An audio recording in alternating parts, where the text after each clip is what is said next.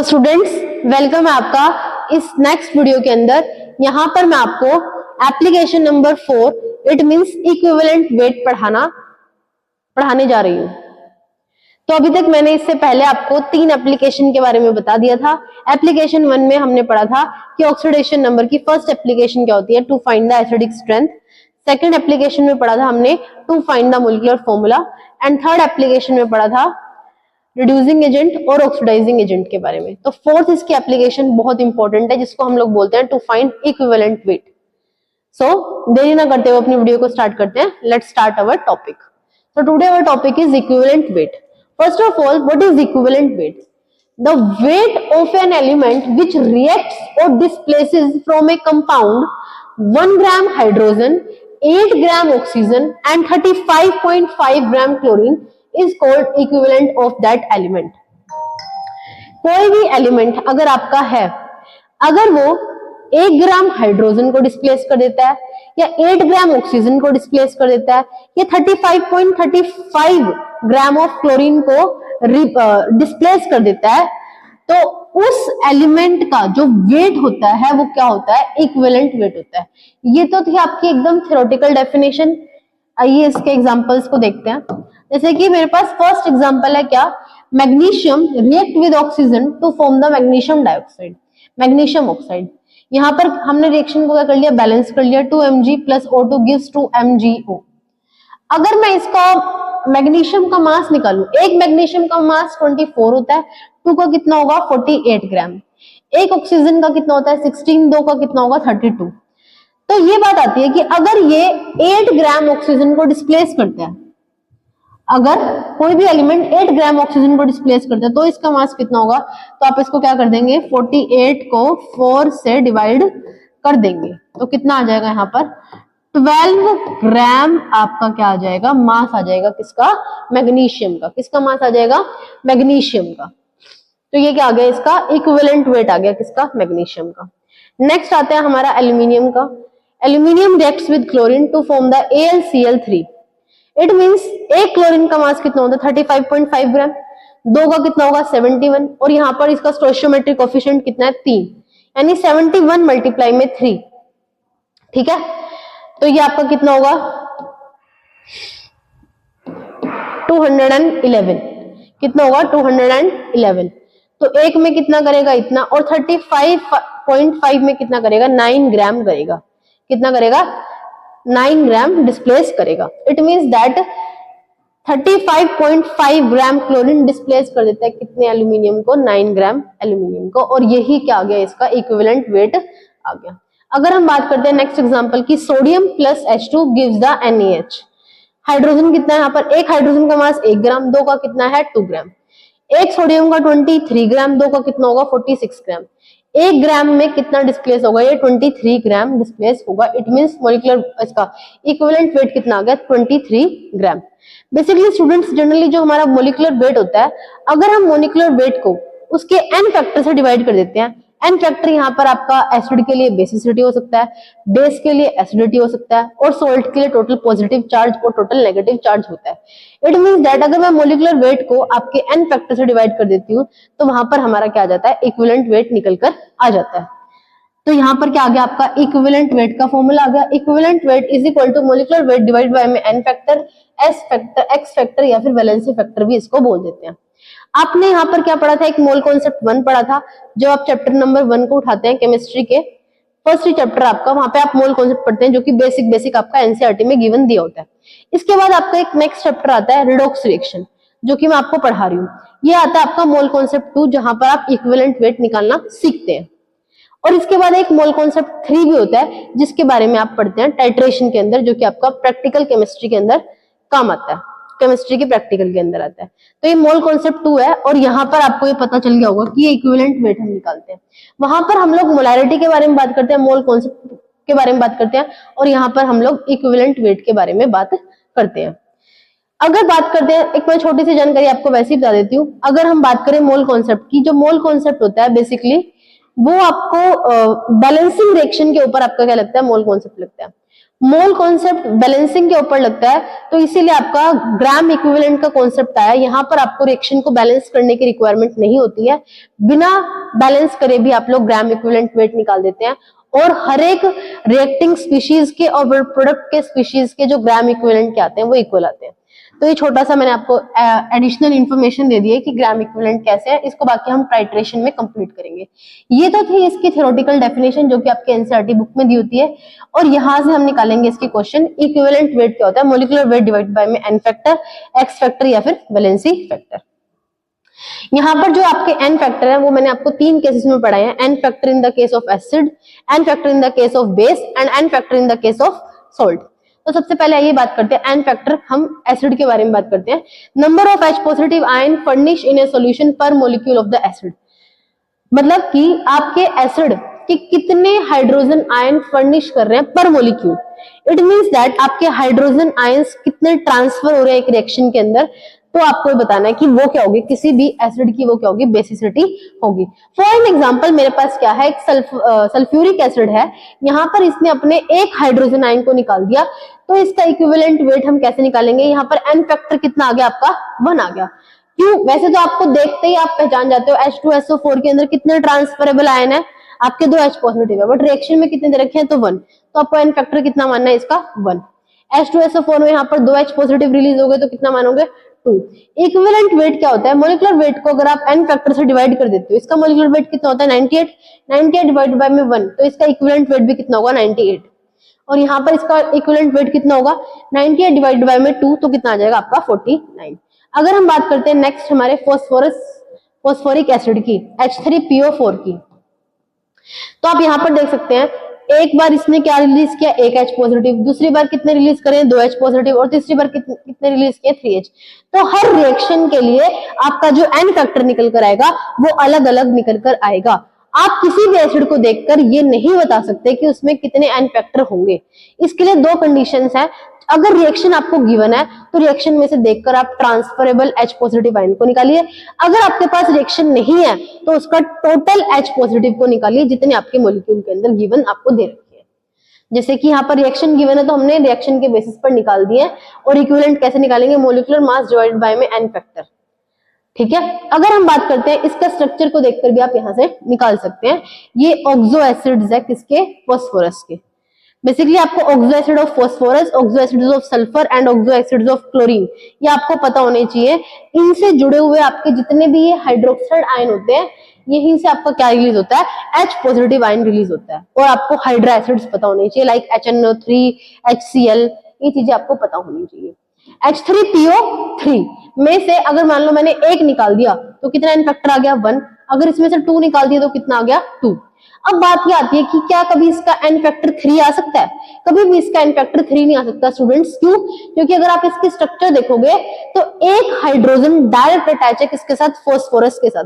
इनकी electronegativity same होने की वजह से यहाँ पर आपकी बॉन्ड की क्लीवेज नहीं होती है। तो यहाँ पर कितने हाइड्रोजन ट्रांसफर होंगे?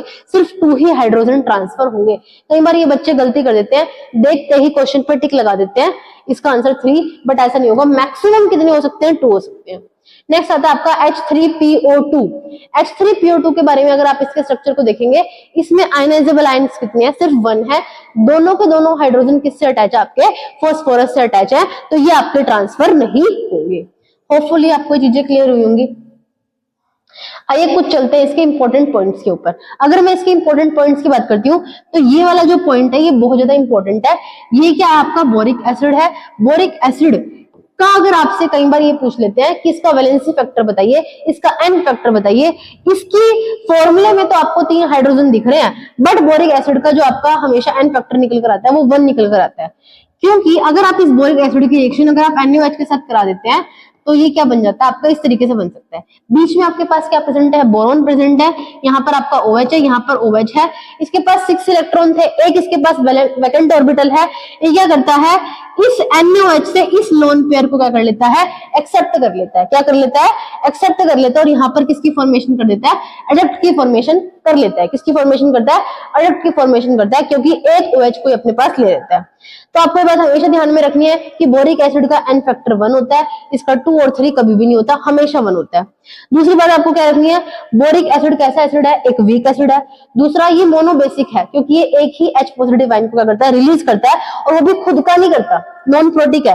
किससे लेता है, OH नेगेटिव को लेता है, नॉन प्रोटिक, इसके पास अपना खुद का कोई भी हाइड्रोजन नहीं है, और क्या है ये लूज एसिड है क्योंकि ये इलेक्ट्रॉन पेयर को एक्सेप्ट करता है हाइड्रोक्साइड आयन के। होपफुली ये चीज आपको क्लियर होगी। ये क्वेश्चन कई बार पेपर में पूछ लेते हैं आपसे, तो ये बात आपको क्लियर होनी चाहिए। आइए चलते हैं इससे कुछ क्वेश्चन प्रैक्टिस हम लोग कर लेते हैं। Find the equivalent weight of the following acid. अगर आप आपसे बात करते हैं नाइट्रिक एसिड की, नाइट्रिक एसिड का एन फैक्टर देख लीजिए। इसके पास यहाँ पर OH लगा हुआ है, एक ही हाइड्रोजन इसका ट्रांसफरेबल है, तो इसका एन फैक्टर कितना आ जाएगा 1। तो इसका मोलिकुलर वेट कितना आ जाएगा, मोलिकुलर वेट डिवाइडेड बाय में एन फैक्टर कितना आएगा, m अपॉन में 1। आप यहाँ पर इसका मोलिकुलर वेट निकाल सकते हैं सभी एटम के मास को प्लस करके। अगर हम बात करते हैं HClO4 की, एक के पास कितने हैं, एक ही है, तो इसका भी एन फैक्टर कितना आ जाएगा, 1 आ जाएगा। तो इसका इक्विवेलेंट वेट कितना आ जाएगा, मोलिकुलर मास डिवाइडेड बाय में 1। इसका मतलब जो इसका मोलिकुलर मास है वही इसका क्या है, इक्विवेलेंट वेट है। अगर हम बात करते हैं H2S2O7 की, जिसको हम लोग ओलियम भी बोलते हैं, तो यहाँ पर आप देख सकते हैं 1 और 2, तो यानी इसका यहाँ पर एन फैक्टर कितना आ जाएगा 2, और मोलिकुलर मास डिवाइडेड बाय में कितना आ जाएगा 2। तो आप ऐसे इसके इक्विवेलेंट वेट निकाल सकते हैं। अगर हम बात करते हैं H2SO4 के अंदर, आप देखिए इसके पास कितने हाइड्रोजन थे, 2। यहाँ पर एक ही हाइड्रोजन आया है, इसका मतलब एक हाइड्रोजन गया होगा। इट मीन्स दैट इसका एन फैक्टर कितना आएगा 1। तो इसका इक्विवेलेंट वेट कितना आएगा यहाँ पर, अगर आप देखेंगे m डिवाइडेड बाय में 1, क्योंकि इसने एक ही हाइड्रोजन को ट्रांसफर किया है। अगर हम बात करते हैं H3PO4 की, तो यहाँ पर कितने H बच गया 1, तो कितने ट्रांसफर हो गए 2, तो यानी कि इसका n फैक्टर कितना आ गया 2। और अगर आप इसका इक्विवेलेंट वेट निकालेंगे तो कितना आ जाएगा m डिवाइडेड बाय में 2। तो आपको कुछ नहीं करना, सिर्फ एसिड के अंदर आपको ध्यान रखना है कि उसकी बेसिसिटी हम लोग कैसे निकालते हैं। सबसे पहले आपको चीजें ध्यान रखनी है कि कितने आयंस आपके ट्रांसफर हो रहे हैं। तो सबसे पहले आप रिएक्शन को देखेंगे, अगर आपको रिएक्शन गिवन नहीं है तभी जाकर आप उसका total number of hydrogen transferable ions निकालेंगे। और बोरिक एसिड का आपको ध्यान रखना है, एन फैक्टर इसका क्या रहेगा 1 रहेगा। और यहाँ पर भी आपको 2-3 चीजें ध्यान रखनी है। एक तो आपको ये ध्यान रखना है H3PO2 वाला, इसका एन फैक्टर 1 रहेगा, और एक आपको ये वाला ध्यान रखना है। आइए चलते हैं नेक्स्ट के ऊपर। एन फैक्टर अगर हम बात करते हैं बेस की, number of OH negative ion furnish in the solution पर मॉलिक्यूल ऑफ द बेस। अब हम बेस को डालने पर हमारे कितने OH नेगेटिव आयन किस रिएक्शन में हमारे ट्रांसफर हो रहे हैं, उसी को हम लोग क्या कह देते हैं, एन फैक्टर कह देते हैं बेस का, या फिर बेस की क्या बोलते हैं, एसिडिटी। फॉर एन एग्जांपल मेरे पास क्या है, सोडियम हाइड्रोक्साइड है, Na प्लस OH नेगेटिव, इसका कितना ट्रांसफरेबल यहाँ पर आएगा आपका n क्या आएगा, n क्या आएगा आपका 1, कितना आएगा 1। यहाँ पर कितना आएगा N2, यहाँ पर कितना आएगा N3, कितना आएगा ये N3। अगर मान लो यहाँ पर 2H होता, कितना होता है ये 2 होता, तो यहाँ पर NF की वैल्यू कितनी आती है 2। यहाँ पर 1 होता तो यहाँ पर कितनी आ जाती 1। तो ये बात आपको ध्यान में रखनी है, रिएक्शन को देखना है, फिर आपको ट्रांसफरेबल आयंस को ध्यान में रखते हुए उसका इक्विवेलेंट वेट निकालना है। जैसे कि for an example, find the equivalent weight of MgOH का होल ट्वाइस।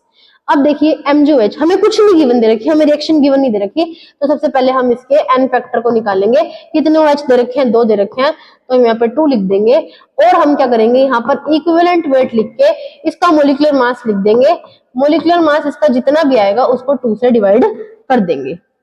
अब दूसरे केस में देखिए यहाँ पर क्या दे रखी है, आपको रिएक्शन दे रखी है MgOH का होल ट्वाइस की रिएक्शन अगर आप HCl के साथ कराते हैं, तो इसके पास कितने हाइड्रोक्साइड आयन थे, 2 थे, बट इसने एक ही दिया।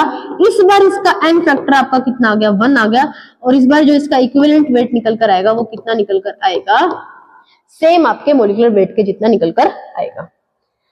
आइए नेक्स्ट पे चलते हैं। ये रहा। अगर हम बात करते हैं केस नंबर 3 की, अगर हम सोल्ट के केस के बारे में बात करते हैं, तो सोल्ट के अंदर क्या होता है, टोटल पॉजिटिव चार्ज और टोटल नेगेटिव चार्ज को हम कंसीडर करते हैं। जैसे कि NaCl है, NaCl का एन फैक्टर मेरा 1 है क्योंकि एक ही पॉजिटिव चार्ज बन रहा है और एक ही नेगेटिव चार्ज बन रहा है। MgCl2 के केस में 2 है, Mg+2 और 2Cl नेगेटिव, 2 नेगेटिव चार्ज निकल कर आ रहा है और 2 ही पॉजिटिव चार्ज निकल कर आ रहा है। और इसके केस में कितना है, AlCl3 के केस में कितना है, 3। देखिए यहाँ पर चाहे तो आप पॉजिटिव चार्ज को ले लीजिए चाहे नेगेटिव चार्ज को ले लीजिए, आपकी बात बराबर ही होगी। और यहाँ से हम लोग क्या निकाल सकते हैं, इसका इक्विवेलेंट वेट निकाल सकते हैं। आइए से कुछ क्वेश्चन प्रैक्टिस करते हैं। Find the equivalent of the following salts. जैसे कि KCl है, KCl को अगर आप ब्रेक करेंगे, K पॉजिटिव Cl नेगेटिव, तो एन फैक्टर कितना आ गया इसका 1। और अगर आप इसका इक्विवेलेंट वेट निकालेंगे तो इसका मोलिकुलर मास डिवाइडेड बाय में कितना आ जाएगा 1। कितना आ जाएगा 1। पोटेशियम का मोलिकुलर मास कितना होता है 39 और क्लोरीन का कितना होता है 35.5। दोनों को ऐड करके इसको 1 से डिवाइड कर देंगे तो आपका सेम आ जाएगा। इसमें देखना इसका क्या आएगा, कैल्शियम प्लस में 2 Cl नेगेटिव, कितना चार्ज आएगा 2, तो इसका एन फैक्टर कितना आ जाएगा 2। इसका एन फैक्टर कितना आ जाएगा यहाँ पर 2, तो इसका मोलिकुलर मास कितना आ जाएगा डिवाइडेड बाय में 2। 2 क्लोरीन का कितना होता है 71 और एक क्या होता है कैल्शियम का 40 प्लस 71 डिवाइडेड बाय में 2। आप इसको देखेंगे यहाँ पर क्या आएगा आपका 3Ba2 पॉजिटिव प्लस में 2PO4 3 नेगेटिव। इसको देख लीजिए, एक बेरियम के ऊपर कितना चार्ज है +2, तो 3 के ऊपर कितना होगा 6, तो यहाँ पर चार्ज कितना आ जाएगा टोटल 6। अगर इसका एन फैक्टर देखेंगे हम तो एन फैक्टर कितना निकल कर आएगा इसका 6। जो भी इसका मोलिकुलर मास होगा उसको आप किससे डिवाइड कर देंगे 6 से डिवाइड कर देंगे। अगर हम बात करते हैं Al2SO4 की, रिएक्शन को लिख लीजिए 2Al प्लस 3SO4 2 नेगेटिव। यहाँ पर देखना एक एल्यूमिनियम के ऊपर +3 चार्ज है तो 2 के ऊपर कितना होगा यहाँ पर +6, कितना होगा +6, तो इसका एन फैक्टर कितना आ जाएगा 6 निकल कर आ जाएगा। और कैसे निकालेंगे, मोलिकुलर वेट डिवाइडेड बाय में 6, तो इसका क्या आ जाएगा इक्विवेलेंट वेट निकल कर आ जाएगा। जो भी इसका चार्ज है उसको आपको स्टोइचियोमेट्री से क्या करना है मल्टीप्लाई करना है। ये मैंने आपको तीनों केसेस के अंदर बता दिया, बस आपको एक ही केस का ध्यान रखना था एन फैक्टर वाले इनका। अगर आपको ये लेक्चर अच्छा लग रहा है तो please stay continued with this lecture, क्योंकि मैं इसका 4th पार्ट को अपलोड करूंगी जहां पे केस नंबर 4 में आपको पढ़ाऊंगी। केस नंबर 1 में मैंने आपको एसिड पढ़ाया, केस नंबर 2 में मैंने आपको बेस पढ़ाया, केस नंबर 3 में मैंने आपको सोल्ट पढ़ाया एंड केस नंबर 4 के अंदर में हम लोग रिडॉक्स रिएक्शन के अंदर पढ़ेंगे किस तरीके से आप लोग एन फैक्टर को निकाल सकते हैं। अगर आपको वीडियोस पसंद आ रही है तो प्लीज कंटिन्यू में सीरीज को देखना। यहाँ पर मैं बिल्कुल एनसीईआरटी को चैप्टर वाइज बिल्कुल बेस से करवा रही हूँ, ताकि हर एक बच्चा जो 11th क्लास का है या फिर कोई भी एस्पिरेंट है या फिर कोई भी टीचिंग एग्जाम की तैयारी कर रहा है तो उसको ये वीडियो इजीली समझ में आ सके। अगर आपको मेरी वीडियोस पसंद आ रही है तो please like share and subscribe कीजिए। मिलते हैं अपनी नेक्स्ट वीडियो के अंदर। आज के लिए इतना ही। Thanks for watching.